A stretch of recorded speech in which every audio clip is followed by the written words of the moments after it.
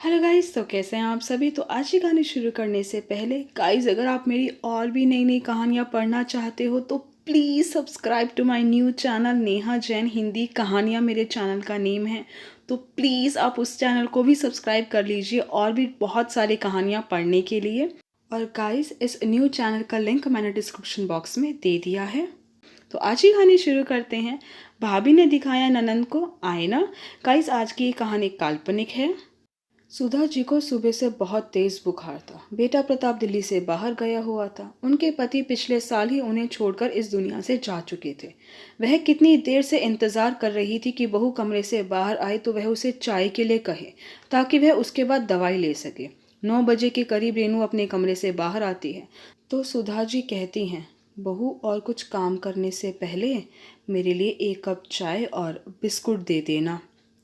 पूरी रात से बुखार है। तो उसने कहा, ठीक है मम्मी जी, कहकर रसोई में चली गई और रसोई में घुसते ही बड़बड़ाना शुरू कर दिया।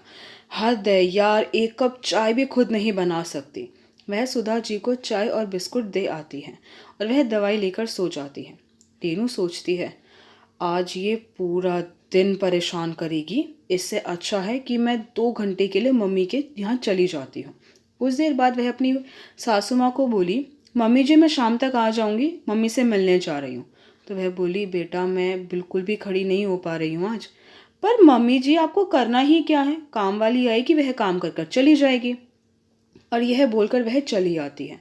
घर पहुंचकर वह अपनी मम्मी को सारी बात बताती है तो उसकी मम्मी बोलती है, अच्छा किया तूने जो तू यहाँ आ गई। तूने क्या सारा काम करने का ठेका ले रखा है। वो तो चाहती है कि तू बस पूरा दिन उनकी गुलामी करे। रेनू की भाभी ने दरवाजे से पीछे खड़े होकर सारी बातें सुन ली।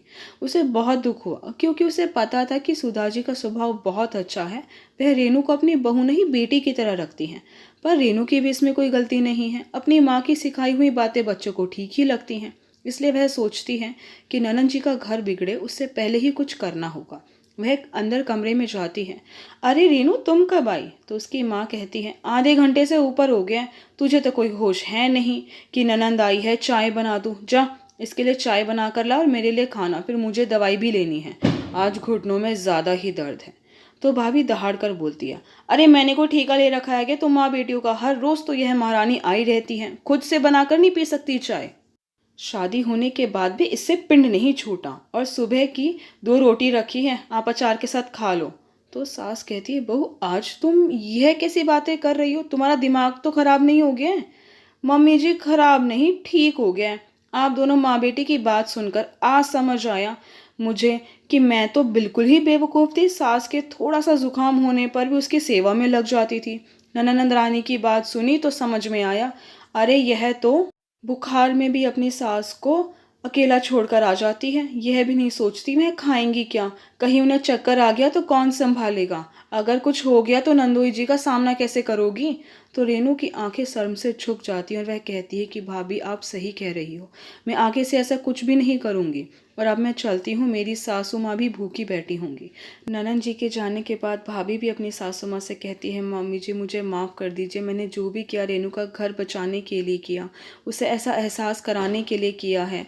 तो उसकी सास कहती है, माफ़ी तो मुझे भी मांगनी चाहिए, यह बातें तो मुझे उसे समझानी चाहिए थी। और धन्य है तेरे माँ बाप जिन्होंने तुझे इतने अच्छे संस्कार दिए।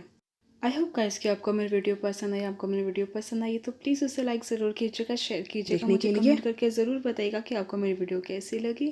Thank you so much guys मेरी वीडियो देखने के लिए।